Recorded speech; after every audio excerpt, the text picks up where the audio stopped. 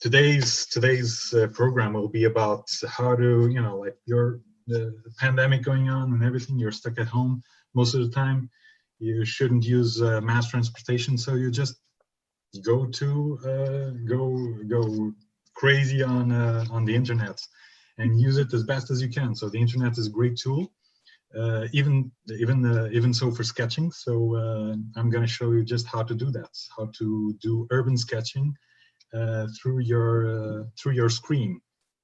I'm assuming you're all familiar with the urban sketching concept, but it's just like sketching on location, sketching whatever is in front of you on location. So if you're getting tired of sketching all the furniture you have at home, now is the time to go in to log into to Google Maps and to take advantage of the awesome tool that it is.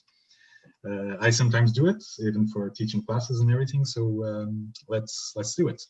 Right. So I'm going to show you here my screen, my secondary screen I have in front of me. And thank you, Anna.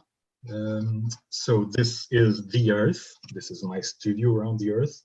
We have a little bit of decoration and what's like the stuff that we're about to do, like urban sketching, people and places, and like the stuff that you see every day. And we have this is a little sketch of Anna. Well, thank you. We're having technical difficulties. So here you go. And there's no stress on my face. I like that. Yeah. Cool, completely cool. And so this is a little bit of spoilers. The stuff that we're going to do is more or less like this. I already chose the view for you guys. I don't know if Anna, I don't know if the participants already got the link for the Google Maps location that I sent. I will go ahead and post that. You guys can jump on there and see where exactly Pedro is looking on Google. All right, but I'll give you just for I'll give you a tour. So I'm based in Lisbon, Portugal, and that's in Earth, and that's in Europe. Here we go, approaching Europe. Now this is the Iberian Peninsula, and this is by the way, this is not the maps thing. It's the satellite thing, which is my favorite because we can see actually the texture and the real sense of how cities are and how places are. And we're approaching Lisbon. There we go. And as you can see, Lisbon is like a very diverse urban mass. And we are in downtown Lisbon, which is very, very hilly, as you can see. So if you log into the satellite parts of the Google Earth, of Google Maps, you can actually see the relief of the terrain. You can see the river Tejo, you can see the bridge up there, and you can see the hill with the medieval castle down here, and all the downtown, the old medieval and Renaissance downtown that you get going on here. And we're going to use this tool to choose a view, and there's a lot of great views around here. And like most of them are taken from cars from in streets, those Google Street View cars with the cameras on top that take the pictures of the paths of the city. But we're actually not going to choose one of those. We're going to choose a panoramic view. Like it's pretty much the same thing, except it's provided by Google Maps users, and we're going to choose a high place, like a place, vantage point that we can see the whole downtown here, and the river, and the bridge, and that Christ statue over there in the end, in the background. So we're obviously going to choose one of the best locations to sketch in town, which is this vantage point of the medieval castle, the St. George Castle. And it's very puffy. It's very puffy with pines and all kinds of trees.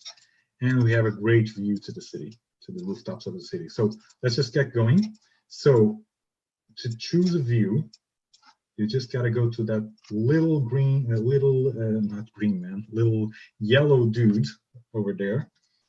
You just pick it up with the mouse and drag it, And as you can see, a lot of paths are showing up. These are the paths that are recorded by Street View cars. So they take a picture every few meters, and you can just go ahead and pick one of those. But I'm going to pick one of these dots. These are contributions by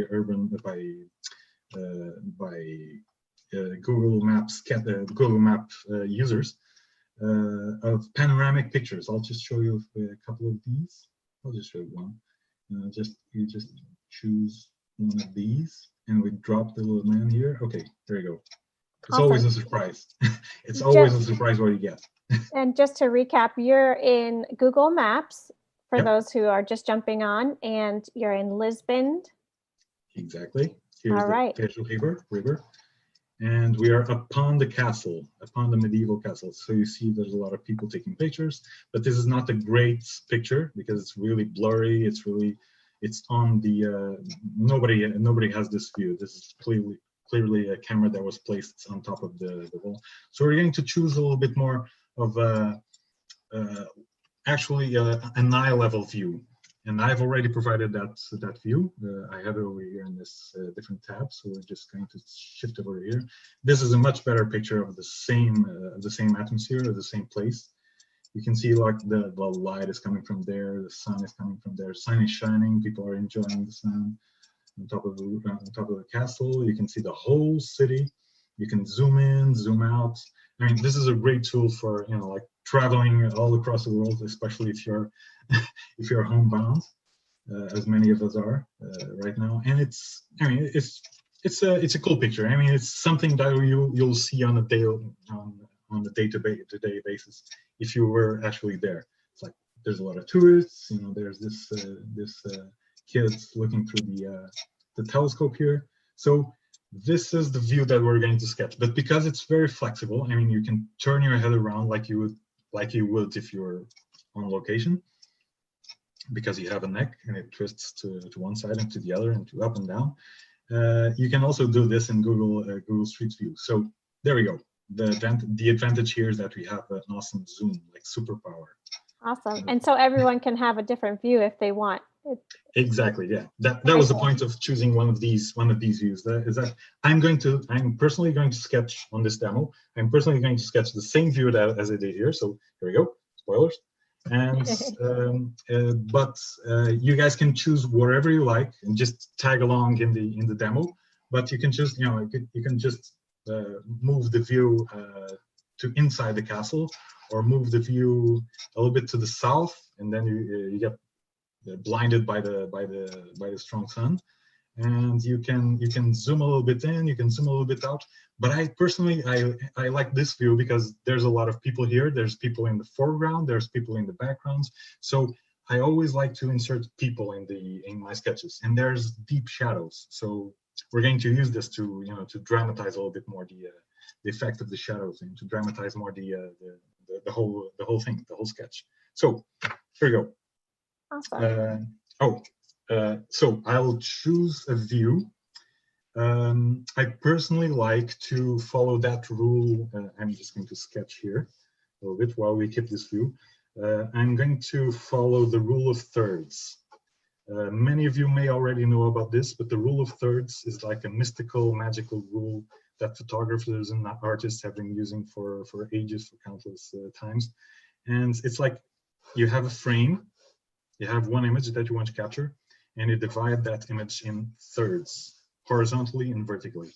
And you always want to put the interests, the focus of your sketch in those lines, or in those intersections. So we're going to try to work our way to doing our sketch inside the rule of thirds. As you can see, this is very advantageous in this view, because we have a lot of sky, and then we have a lot of city and a lot of people down here. So the most interesting part of this sketch is not exactly the sky, but it's down here. So we want to have the most area down here. So we'll place our horizon line, which is this one. We'll place it a little bit above our central line. So on the second thirds, on the above thirds, let's see, We can do that. So we'll just lower our head a little bit. There we go. Now we capture a lot more of the city. We capture a lot more of the people. We get the people's legs and feet, so we can show the ground where they're standing on. And because I'm going to work in the landscape formats, this is the Etcher sketchbook, the Etcher usual landscape sketchbook, A5 formats, and because we have a long sheet to go to sketch on, I usually like to go overboard the spine, so I'm not limited by the spine, because then I get much more area to sketch, and it's much more fun. I will actually turn my head left and right as I need to, so as I expand from the center to the periphery of the paper. So I'm going to capture this view, and then a little bit, and then some. And how did you make it the screen move? How did you drag that? Okay, so I have the mouse here. I press anywhere, and then I just drag to the left, to the right, up and down. I use the mouse wheel to zoom in on and creep on this guy, or I can back up and everything gets a little bit distorted because of perspective. It's always best to choose like an in-between view. It's like not too much zoomed out, not too much zoomed in. Yeah. So you get a lot around, and you get a lot of you also get enough detail. We're not going to sketch every single window here, so be cool. And that's it. That's just click and drag, and adjust as you need, as you see fit. Awesome. And so you're using the rule of thirds to kind of set up your sketch before you get started? Exactly. So awesome. This is going to be sky in the rule of thirds. If you can see this tiny thumbnail here, this is going to be sky, and this is going to be the city, and then we have a nice diagonal here, which is also quite dynamic. So this will add a lot of interest to the drama of the whole sketch. We have perspective lines on the pavement. We have people here. So this is going to be fun. We have like a person here standing here in the foreground. We have people in the backgrounds, and we have the whole city to sketch in. So this is like a nice, clean composition, dynamic, because it has diagonals. If you have curves, a little bit better. And then you have the canopies of the trees, which also create a little bit of contrast area here. So this is actually something that you can do in the corner of your sketchbook when you're starting a sketch. Study the view, just try to grasp it, try to see what interests you the most, what interests you the least.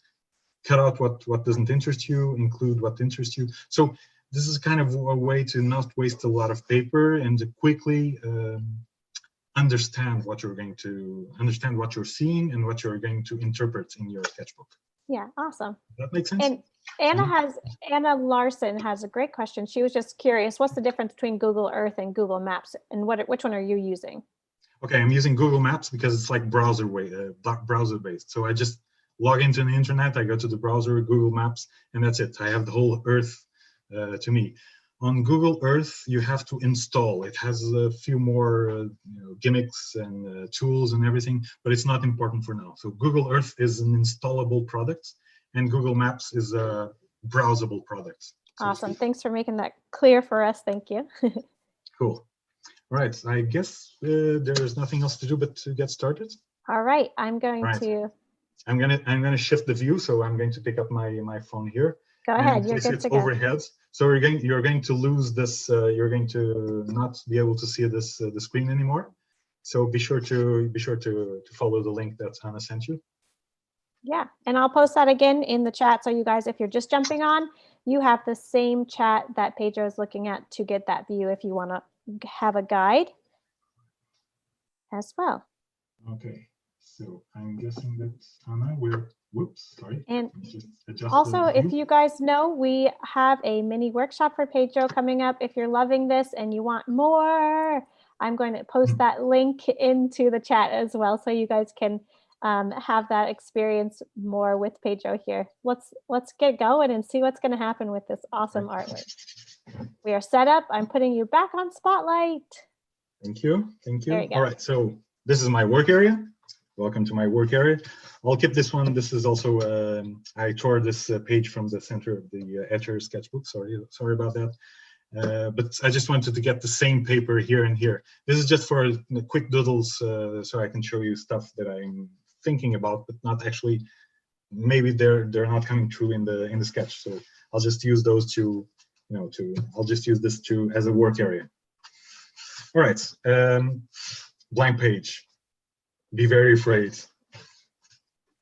So what we have here is, all right, first, I usually start by, and this is usually in a lot of urban sketchers, I usually start out by sketching with pen, with waterproof pen.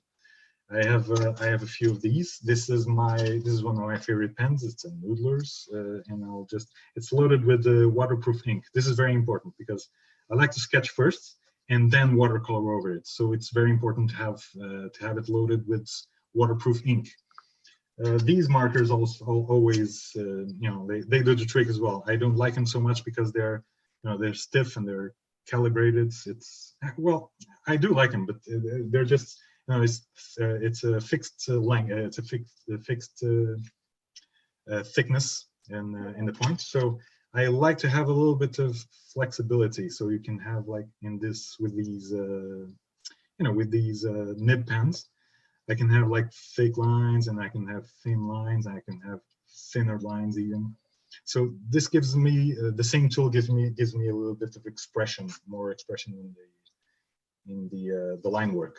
So let's get going. So we have established that I'm going to make the horizontal line here, the horizon line here, above the center. This is to create a little bit of a symmetry, also to get the greatest area possible to the thing that interests me, which the city is going to be here, the people are going to be here. So everything is laid out. So I just have a little bit of sky just to show that it's where it's brighter and where it's darker, and that it shows. And I want to show that it's daylight. So let's get going. So you can start by very lightly going about the horizon line. You don't have to, you don't really have to push it that much. Just a little bit of hints that your working horizon line is going to be there. But you don't want to press it too much because we're still going to paint it with watercolor. So I don't want to ruin it. I don't want to over ink it, let's say. And then we have this nice diagonal line, which is the wall of the castle where people are sitting on and leaning on. So I want to capture these lines, those structural lines. So the horizon line, and there we go. And then we start with the wall. Awesome. And what's the name of that pen you're using again? It's Noodler's. It's an American brand. I think. Yeah, Noodler's. They also make inks, but they also make pens. Awesome. The way I go about sketching is I usually like to non-stop. So I jump from one subject to the other without making a clear difference from one to the other. So you see that I went from the wall to the person, to the girl, seamlessly. This is kind of important to maintain the flow of your sketch. So you just go about, instead of separating everything by arms, legs, wall, person, feet, you just go about sketching it seamlessly. This makes it a lot easier for your brain, because suddenly you're not categorizing, you're not separating things from each other, and it makes it a lot easier to face your fears. I mean, if you have, okay, this is so difficult to sketch people. I mean, it's not people, it's just lines. You just go about the lines, you just go around the lines, and then suddenly you realize that, you don't have to be so afraid of it if you think about it as just lines and curves. If you think it's a person, then you'll get worried about, okay, does it look right? Does it look proportional and everything? So it doesn't really matter. You don't know this girl, so you'll never see her again. So she'll never see the sketch. So it's all right if it doesn't match reality. You got to get out of your head, right? Exactly, yeah. The brain gets a lot in the way of sketching. So just take it out of the equation. All right, so this guy, you see, so everything is a little bit flowy. non-stopping for the nose and mouth. Everything is the same line. You might not get it right the first few times, but eventually, with practice, everything will come into place. Just persevere. And I can see now that is in the reference image is he has a phone on his hand, but I don't like this. So I'll change reality. This is the power of sketching. I'll change the phone into a proper film camera. So here we go. Okay. Instead of a phone now, this guy has a camera in his hands. And there you go. This is Photoshop old school.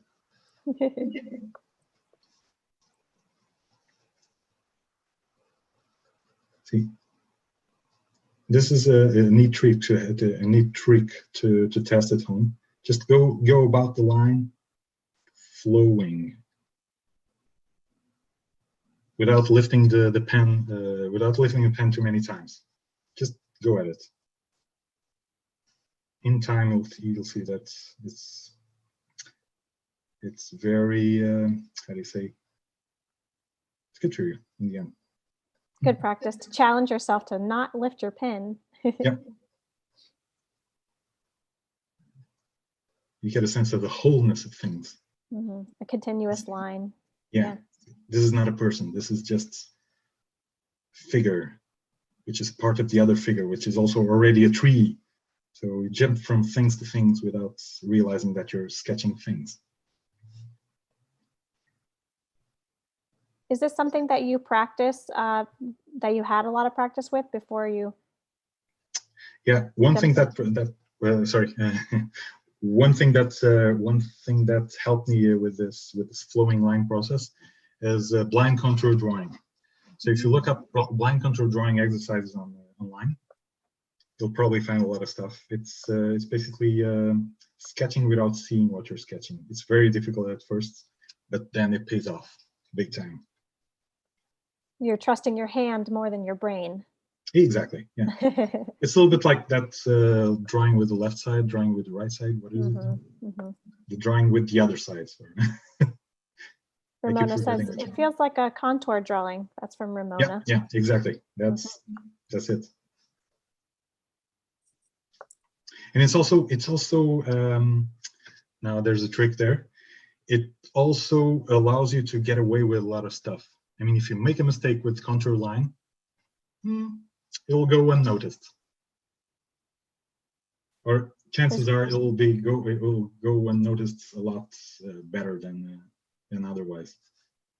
Than if you're making the effort to get it right. There we go. Right, now I'm getting to people in the background. Oh, well, no, wait, there's this kid still. Wait, I have to shift a little bit, turn my head a little bit to see the kid that's handling the telescope. So right now we're still on the on the foreground. We have the whole city to sketch. No rush, right? No, not at all. And so you just took a moment to kind of shift the view on Google Maps so you could incorporate more as you're working? Yeah, I wasn't seeing the kids, but now I shifted my head or the Google Street View a little bit to the side so I could focus on the kids and see what he is about. What is he doing? What's his posture? That's really neat that you have the option to kind of go with the flow as you're drawing too with the Google Maps. Yeah, exactly. And even if you get in trouble, or I don't want to sketch this person, or I don't want to sketch, I don't feel like this person is right there. You can just turn the head. There'll be another person, and you can just include that person over here instead. So that's like a neat altering trick. reality. Yeah. Yeah. It's like sketching on the street. I mean, if you're urban sketching on the street, and you're not exactly sketching the specific people that are there. This is a photo. This makes it easier. But if you're on the streets, people are passing by. You have like 10 seconds to sketch someone before he or she walks away.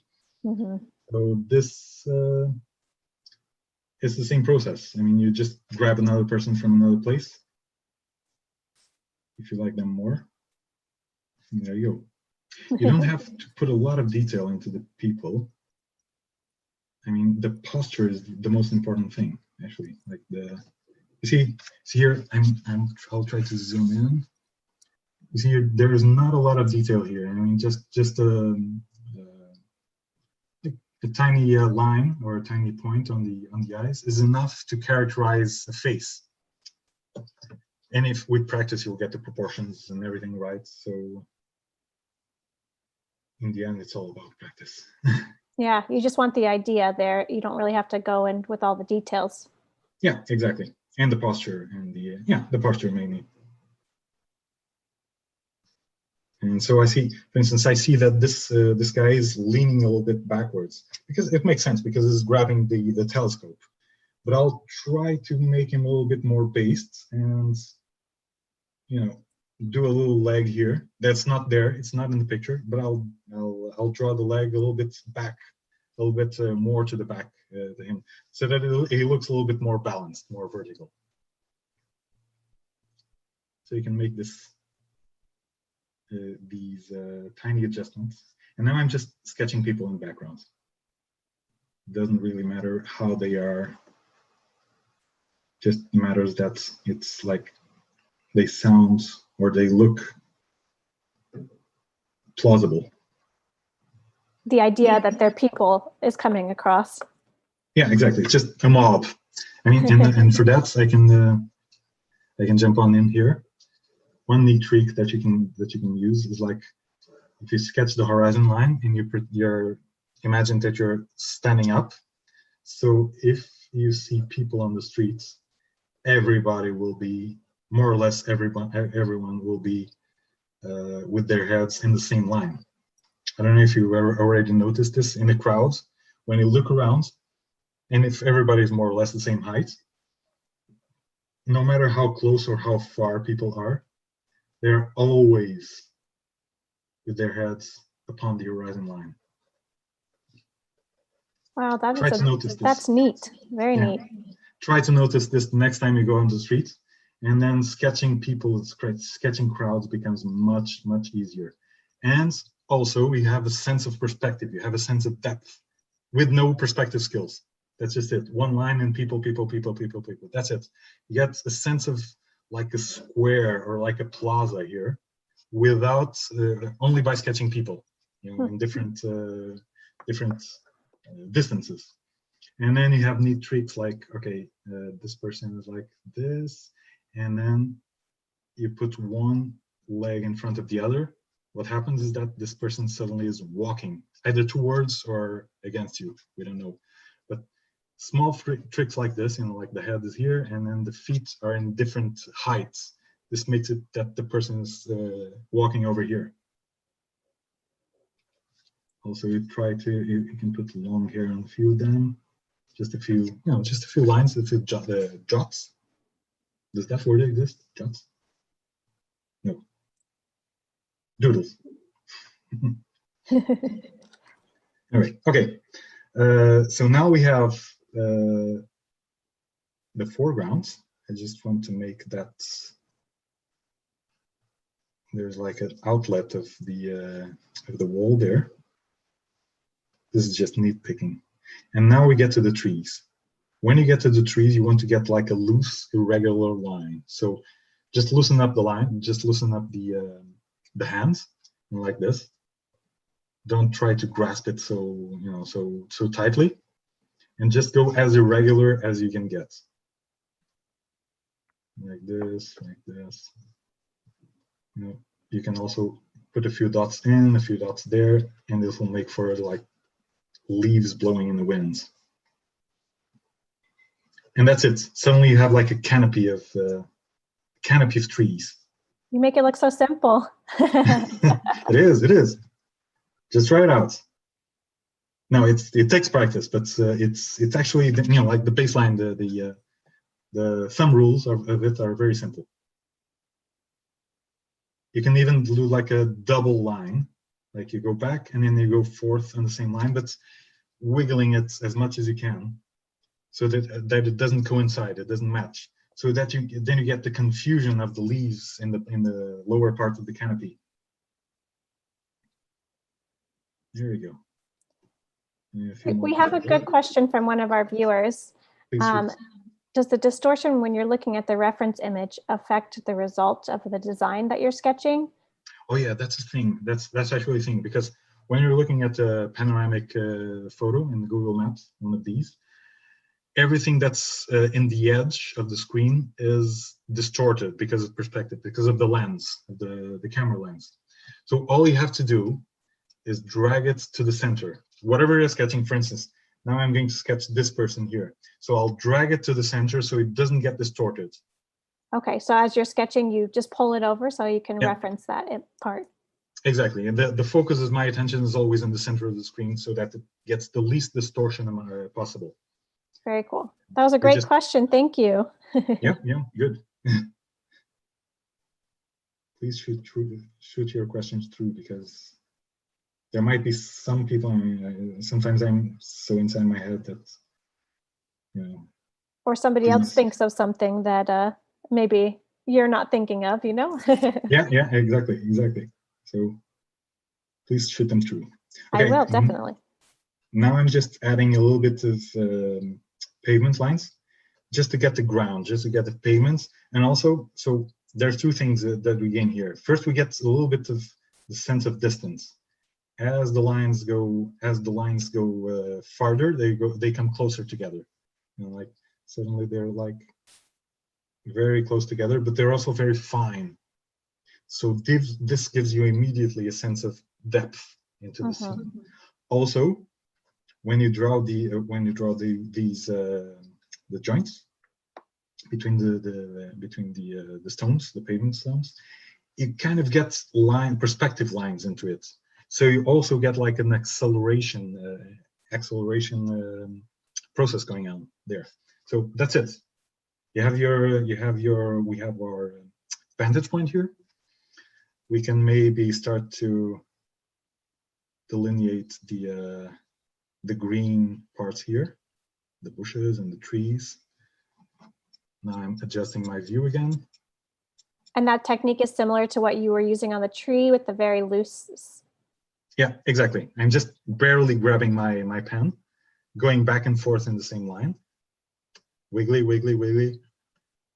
Dots and balls, and like make it look like leaves blowing in the wind. Don't try to be very technical about it. Just draw the craziest line that you can get. Chances are it will look like a tree. If you feel like you make a mistake, do you just kind of go with the flow at that point? Absolutely. Absolutely. Don't get stuck on mistakes. I mean, I did a couple of them around here. I'm not going to tell him. I'm not going to tell about them, but there's definitely a couple of things here which I wouldn't agree now. And but anyway, we would never know. But then you also have to realize that you're going to paint it afterwards. So a lot of the color phase will correct. I don't want to say correct, but will compensate some of the things that you didn't like so much. Take away that attention. Yeah, so just leave it for a color, and the color will take care of it, and that's it.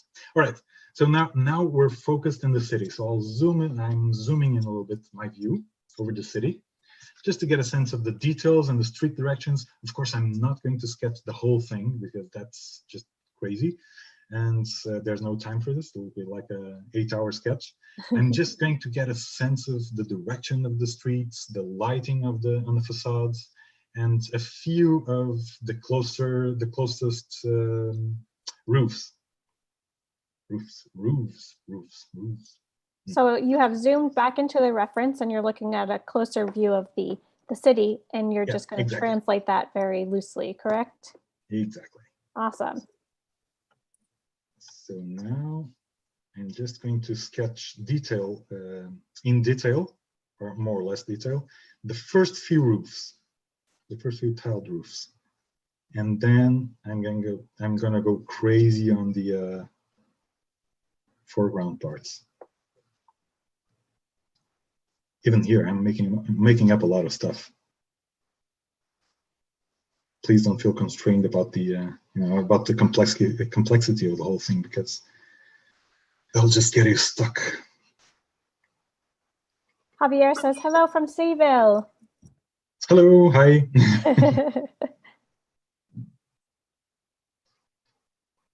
Sevilla. Venga.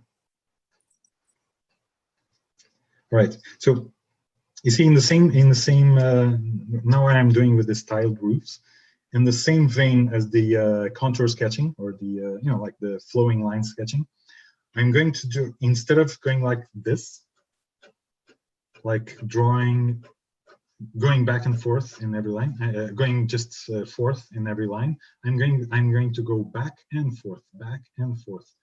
What this creates is a little bit more organic line. Instead of like being mechanical like this, I'm just going to go back, forth, back, forth. It's a little bit slower, but you gain a little bit of expression, of more organic, naturalistic expression of it, which is cool for old towns like this.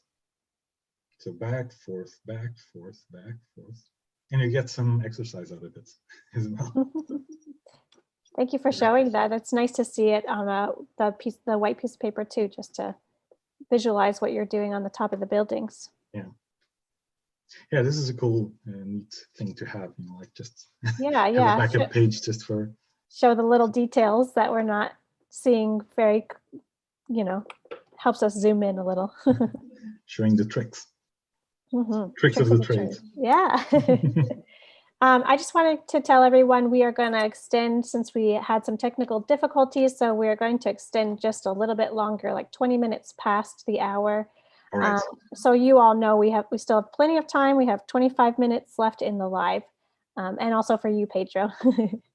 Thanks. All right, so now I'm getting a little bit further away, so I'll draw less detail. So these guys won't have tiles anymore. They'll just have, right, roofs, plain roofs. And I'll let the color handle the rest. And as I go further and further, I just want to get the outline of the blocks, which doesn't have to be, like flow line. Keep the line flowing. Just try to follow a couple of streets, like the most important streets, or the most expressive streets. How do you say that? The most, the ones that catch the eye most, is what I want to say. So now we have like a nice diagonal street over there, coming over there. I know that street actually. That doesn't really matter. Of course, I mean, I know the city, so I know this view. So I'm a little bit more of an expert on this than you guys maybe, but just try to, when you go home now, just try to sketch a piece of your city and see how it goes. Maybe have a little more heart into it if you live there, sketching what you love, right? Yeah, I guess so. Yeah, because maybe people don't know Lisbon, so this doesn't ring a bell to anyone. That's right. So I'm getting to the edge of the riverbank. So these roofs are already on the riverbank. So I'm putting a little bit more effort into them, as this will be a determining line. I'm getting to the horizon, and now I'm over the horizon, because there's a couple of hills and a couple of buildings there. I shouldn't detail this too much because I'm still going to color it, so I'll just leave it at that. Maybe I'll pick just a couple of landmark buildings, just going with the street, going with the flow. There's a Gothic cathedral over there, ruins. There's a street coming up. You see, like with little effort, just get a cityscape without specifying anything in particular. Maybe just this Gothic building, or this government building over here by the river. But with not much effort, you get like a sense of the cityscape, and now the color is going to act on it. So you picked kind of the landmarks and define those a bit more? Exactly, or at least, I mean, people will find out about these guys. So I'll make the effort to put them in the right place, okay. At least for someone who knows the city. Otherwise, I'll get busted. And I have a question from a viewer. What type of tip is on your noodle, or what kind of nib is it? It's the nib that came with it. It's a flex nib, so it gets very flexible. So if you push it downward, you really get a thick line or a thin line. Actually, I think I'm running out of ink almost. So it's a good thing to have these backups. But I don't think I'll use them because I'm nearing the end of the sketching of the line work part. So all I have to do now is sketch the bridge. It's kind of like a San Francisco bridge for those of you who are in the US. There's so many people that are saying thank you and are so enjoying this. So I just want to remind everyone that we do have the mini workshop with Pedro as well.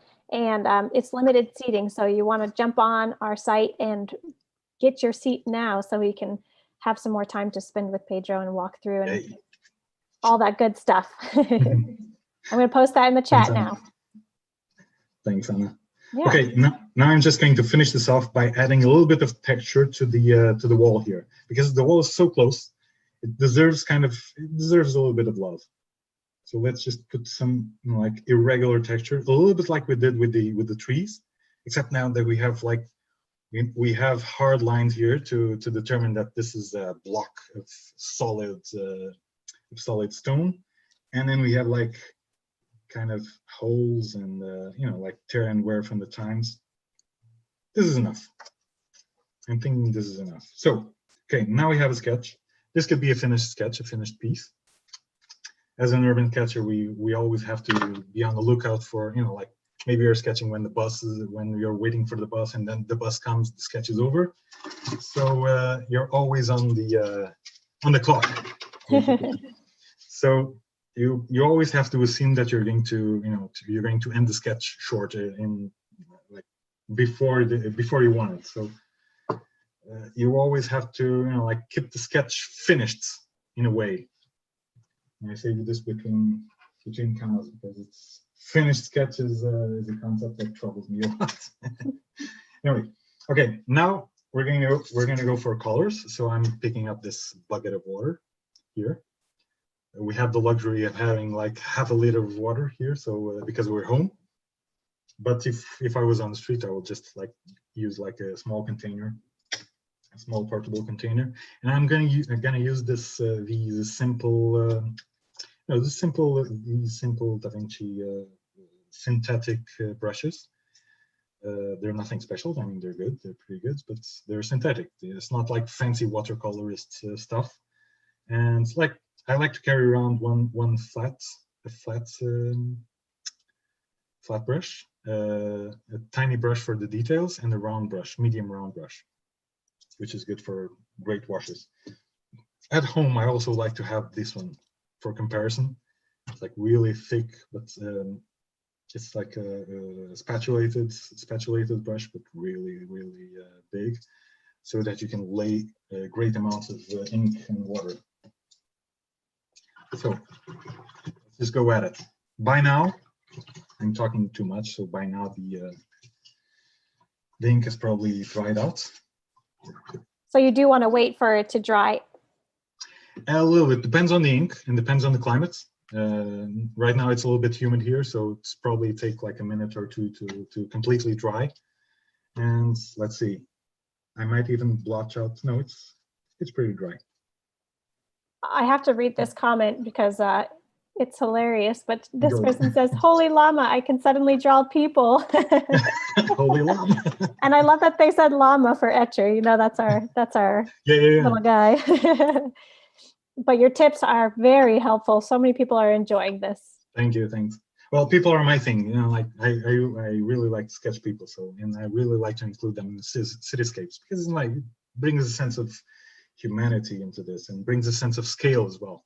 Yeah. Because you look at a person, you immediately sense the scale of the rest of the things that are around it. So it's good. It's good to have people. And so this is my home palette, which I use for my like more professional watercolors. But right now I'm just going to use a very limited palette as I promised. So the main colors will be like this burnt sienna, which is like a golden brown. sort of. This will be the warm staple color. And I'm going to use this, it's spilled over a little bit here, the cobalt. So I'm going to use this blob, cobalt blue. These are my favorite colors because one is warm, one is cool, and when they mix, they produce like a nice, what you call it, a nice gray tone, a nice neutral tone, which is really good for cityscapes. Yeah, yeah. It creates like this contrast, this animation.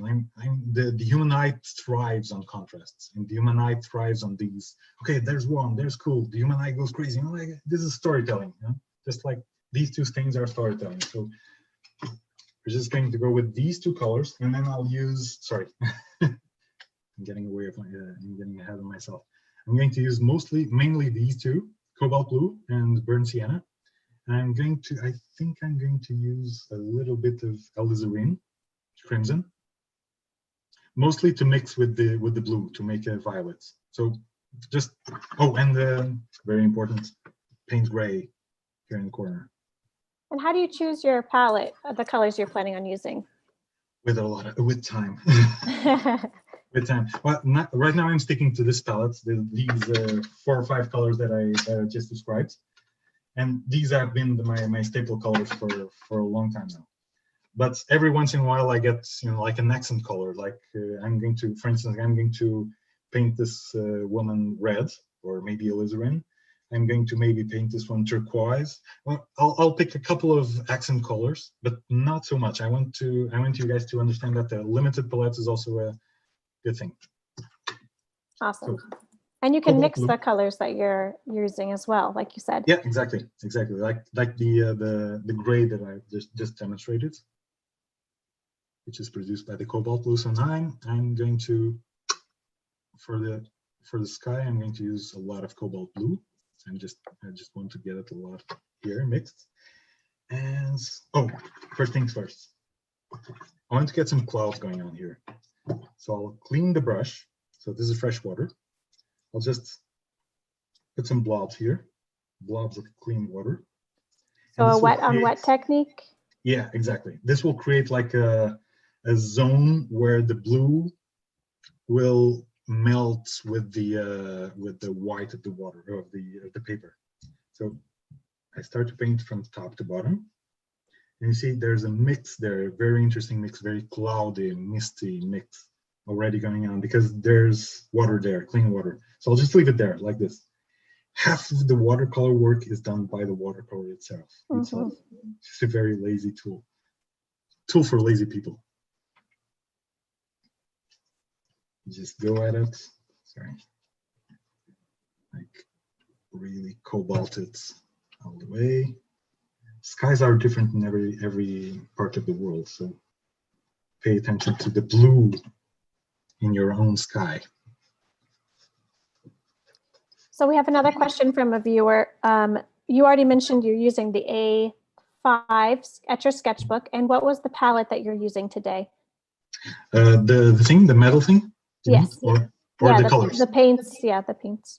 Okay, so this is like a Holbein palette that I bought. It's really cheap. It's what you call it, aluminum palette, I think. It's very light, very cheap, but also very, like gets rusty very quickly. So you should keep a few of them in stock. And then I'm using mostly, there's all sorts of watercolor brands in my box, but these are mostly Winsor & Newton. So it's not that it's my favorites, but it's I just bought a lot of them, so I'm just using them. And is your sketchbook a hot press or a cold press? Oh, good question. It's cold press. I'm not fond of the hot press, and here's why. And it's going to be very obvious soon. So right now we have like a lot of different textures here, and so you have this like blotted clouds, and you have like this grainy clouds. which is like a kind of a contrast that I also like to explore, like the blotted and the grainy in the same objects, which creates kind of an interesting appeal to it, sort of, I think at least. And this is only achievable with the cold press because it's grainy. It's a little bit more, creates these textures. I've tried the warm press, the hot pressed, but it didn't really suit me. I mean, this is very personal choice, I think. Yeah, so you prefer that added texture to your paper. Yeah, definitely, and I will take advantage of it sooner, like in the texture of the stones, and I'll show you how soon. Awesome. All right, so now we have a sky going on. It's pretty good. It's all right. Now I'm going to wait for. Well, wait, no, I should progress because it's more or less the same color. You know, like water reflects. Water is not blue. Water is transparent. But the river is reflecting the blue of the sky. So you should use kind of the same blue as a base, and then add a little bit more color as you go along. This also works for sky. And yeah, I'm going to let this one dry. Okay, sky is enough. The river is enough for now, cobalt blue. And now what I'm seeing here in the reference image is that this whole part of this whole section of because the sun is coming from there, from the left side, this part of the city is sunny because it's the facades that are facing the sun, while over here it's very dark because probably there was a light, there was a cloud hovering above here, and also because it's like we're mostly seeing the facades that are facing away against the sun. So this part will be much darker than this one. So let's try to preserve as much as we can the whites here, the white of the paper. So you're looking at the Google Maps and just looking where the sun is hitting and deciding from there where the color is going to. Exactly. So I see a lot of light here, and I see a lot of white dots, and like white facade dots here, and not so many here.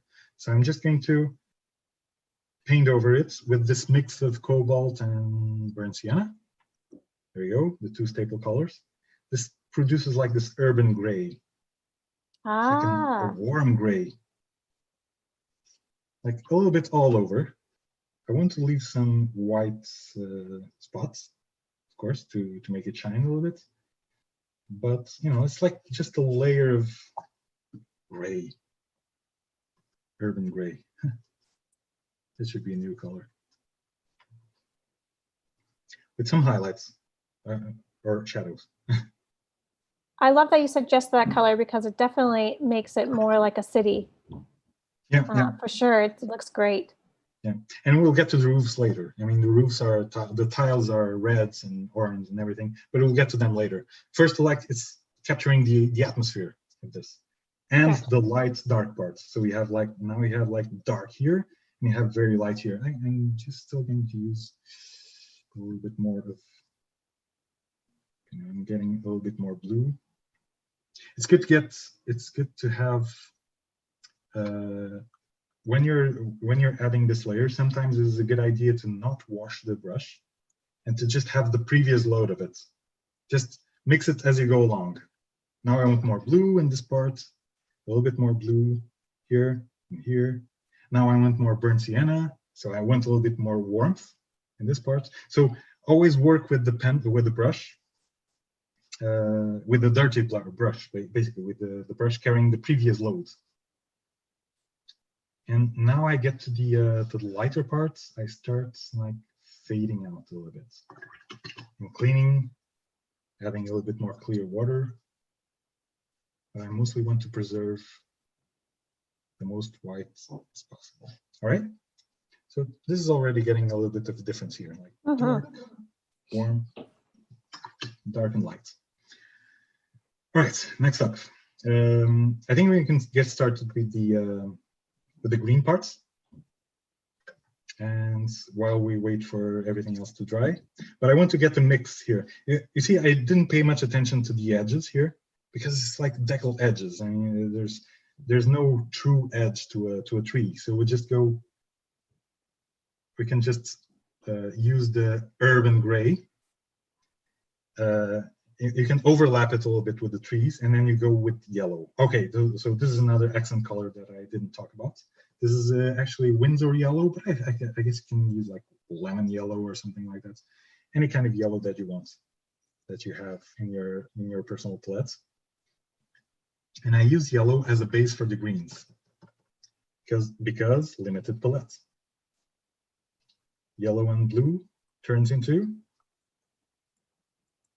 that's right, blue.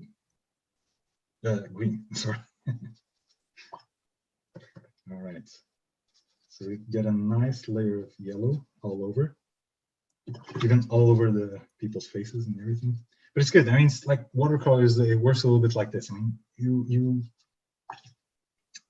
want to capture the environment. You don't want to capture, you know, like color by color by color. You know, I don't identify much myself with the paint by numbers thing. You know, like this is green, so I'll paint it green. This is yellow, so I'll paint it yellow. I mean, everything gets a little bit blurred here in the edges, and it gets defined on other, you know, like the scuttle. It's very defined here. The edges are very defined, but here, where it's more to the towards the edge, it gets a little bit less defined. I hope this gets clear. Rita says this is beautiful to watch. Thanks. And right. Just Pedro, no pressure. We are gonna. I think we should just end on a half an hour, so you have a little bit more time to finish these up, if that's okay with you. Yeah, perfect. Everyone's enjoying watching your process, so. Okay, cool. Because I tested it last night and it was like half an hour, and then because now I'm talking a lot, so it takes a little bit more probably. So. That's okay. It's all good information, and we're just soaking it in. So. Cool. It's a real pleasure to have you guys over there on that side. And okay, now I'm using a different color. I'm using sap green because I got lazy, basically. I didn't want to mix the cobalt blue with the yellow, so I just got lazy and used the sap green that I had here. But you can also try to mix it up things a little bit. You know, I just want to get faster, so it's so we get to the people quickly. But you can also do this with the cobalt and yellow. All right, so you get a nice, like, not edgy, but like fade. Everything is fading into everything. You know? Like the green is fading into the roofs and the houses and everything, but you still have a little bit of white surface so that it shines through. The secret of watercolor is letting the paper shine through in the right places. All right. Okay, I'm adding, because of laziness, I'm also adding like a dark accent to the trees there. So I'm going to use this parallel green. It's a really dark green, but you could also use like the Payne's gray that I mentioned before. So this is parallel green. It creates that nice shadow, that nice deep shadow of the greenery. Yeah, it makes it pop so much more when you're adding that too. It looks awesome. Yeah, that's the contrast trick. You know, like that's like the human eye gets lured into the contrast parts. So that's the whole trick. And you use the shadow part on the under part of the canopy, of course, because the above parts is under the sun, so it gets all the sun. The part underneath it gets all the shades, so you work with that. So it's a very good contrast to have there. Yeah, exactly. And it's also like the eye suddenly is drawn into that and drawn into that. So it's like it's the strongest contrast that we have here. Okay, so what are we going to do now? We're going to start painting the whole thing here, the whole foreground. And I'm going to differentiate it a little bit. So we have like the cobalt blue, we have the urban gray, and now we'll have a little bit of warm undertone on all this. to make it a little bit like gradient, to make the rhythm like this. And like you get the blue, you get the gray, you get the warm, and then you get like a nice sequence of. That balance looks so nice. When I can't wait to see it because it's gonna look awesome. Right. It's like fearless. You have to go about it fearlessly, but make sure to leave this edge, because now we want contrasting edges, because this is first foregrounds. It's like it's the closest thing that you have. So you want to be very, very, very, very defined. So leave that white parts over there. Also over there. And that's where the sun is touching them. Yeah, correct? Exactly. So that's going to be, hopefully I'm going to be able to keep it paper white. I might mess it up. In that case, that's a mistake. But I want to keep as white as possible there on that edge. Also, this face of the wall is going to get. I'm using a warm tone, but this is also shadow at work. The white part is where the sun shines the most, and then you have everything else below in gradients. I love that you're very conscious of where the sun is hitting, especially with the white paper. That needs to be a part of your thought process, right? Yeah, always. So always be conscious, always be aware that the sun is facing there. I have a few sketches where there's contradictory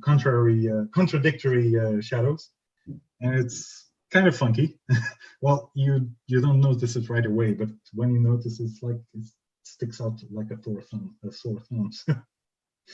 All right, so now we have like a little bit of.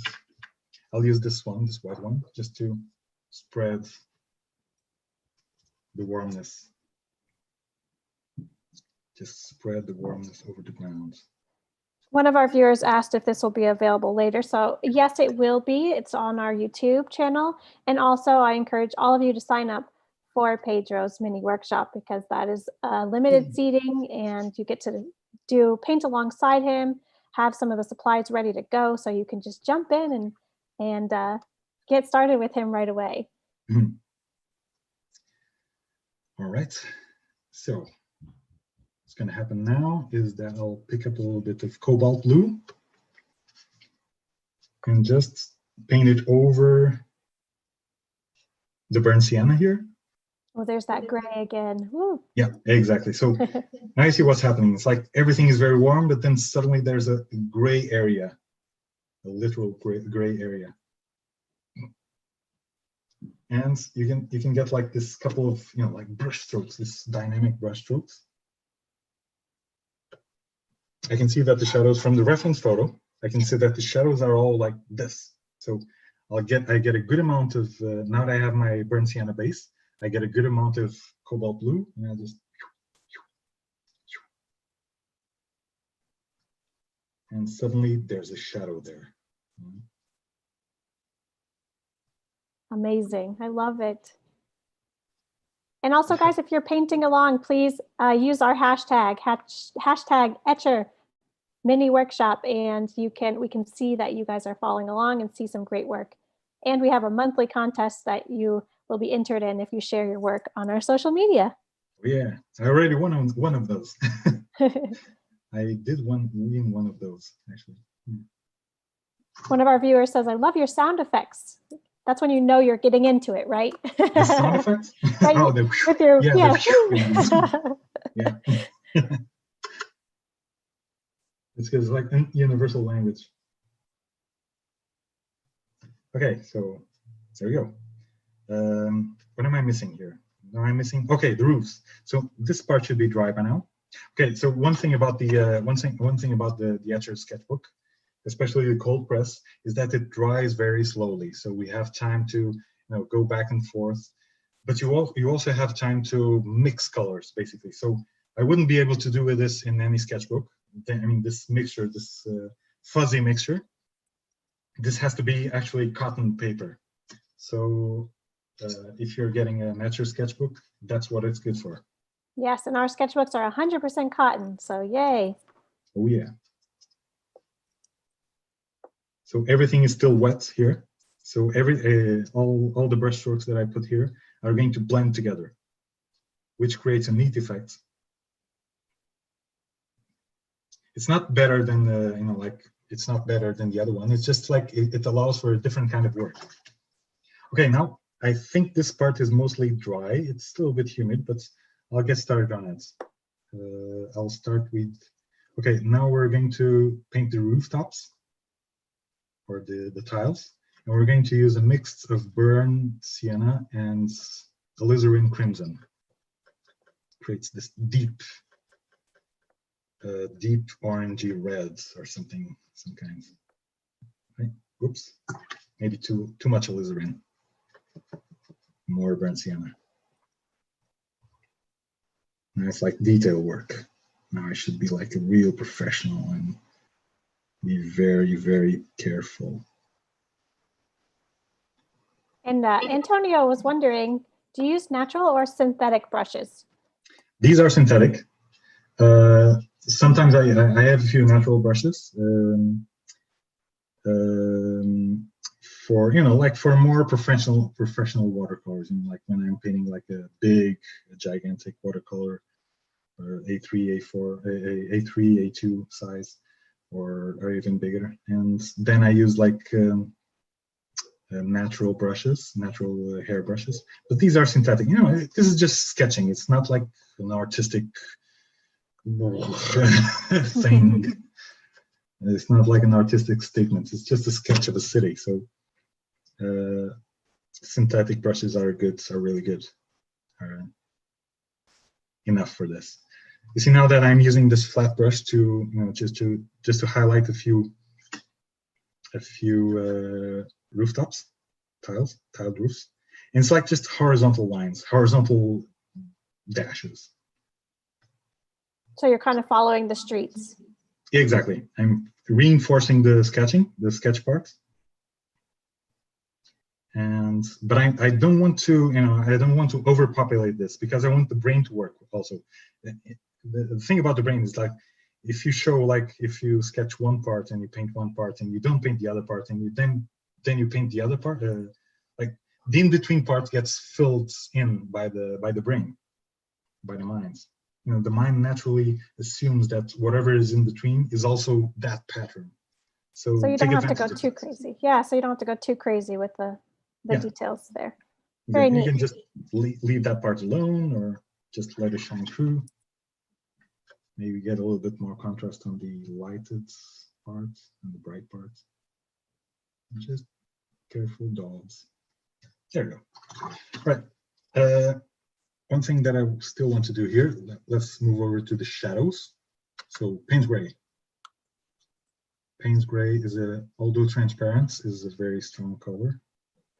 And now I moved to vertical brush strokes, which creates a sense of shaded facades, because they're facing opposite to the sun. Does this come true? All right, I think. Yeah, I think it looks great. On demos, it's always a little bit more stressy. I think last night's was much better, but anyway, I think the message is what's the important part. Yeah. We have to go back to that, the viewer. If we just don't tell them, they'll never know, right? It looks awesome. I love it. It's really, really nice. Thanks. And all your viewers are also, right, they agree. So many people are saying they're learning so much from being here today, and cool. It really has been awesome. And I'm going to go ahead and just post some more information for you guys on the chat. Once again, that mini workshop, you get that limited seating with Pedro again. You can see his work again and get some more awesome tips, as well as our demo survey. I'm going to post that in there. So if you guys have any suggestions what we could do better, or if we're doing great, let us know so we can improve upon that. And I think that's just about all that I have for you guys. Also, I'm going to go ahead and put Pedro's Instagram as well as some of his websites, so you guys can see all that information and check out his work, because he's awesome. And I've so enjoyed this time. Cool. Right. So right now I'm just adding a little bit of. I forgot about the south bank of Lisbon. Very important. And I just added a dash of violet, which is a mixture of like alizarin and cobalt blue. So this creates like a nice contrast between the river and the sky, basically. And I'm going to use the same violet to put different shadows here of a different kind. Not only Payne's gray, but also violet. Animates a little bit the city. So the shadows are not the same color over and over and over again. And now I'm using the same violet to just retouch a little bit of the stuff here. Telescope. The people's shaded sides. All right. So Pedro, can you walk us through what the finishing steps would be, since we are... Oh yeah, we're running out of time, right? Yeah, we're running out of time. So I guess the, okay, I'll cut it short, but let's grab a little bit of alizarin. We want to get one, so we have the view set up. Basically, this will be it. This would be it. And I usually like to create like one element that pops out, that really pops out. In this case, it'll be like this girl's alizarin shirt and the blue of her pants. So there you go. It's a little bit messy because it's like wet on wet on wet on wet. Usually I would leave it to dry a little bit more, and that will be it. Okay, this is like a comparable view to, let's say, this one, which is a little bit better. I think this one, it got old a little bit better, but it's pretty much the same thing. Yeah. And I guess there's a little bit more shade, more shadow work into this one, into this part. So you guys can like improve on the shadow parts here with the Payne's gray and everything. But like these are just the basics. I think we went through the basics of it. And yeah, that's it looks awesome.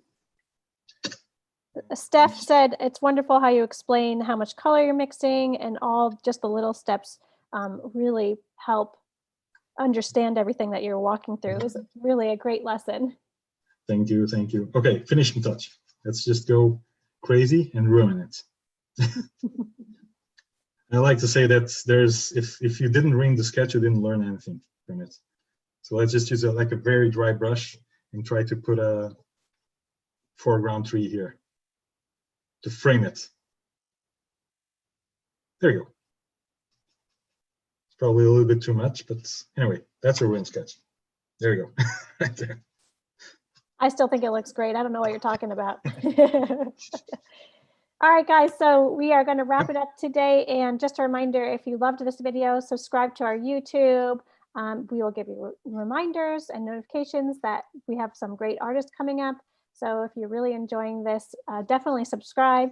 And thank you so much for being here today. And Pedro, thank you for this wonderful, wonderful sketch for us today. It really is beautiful.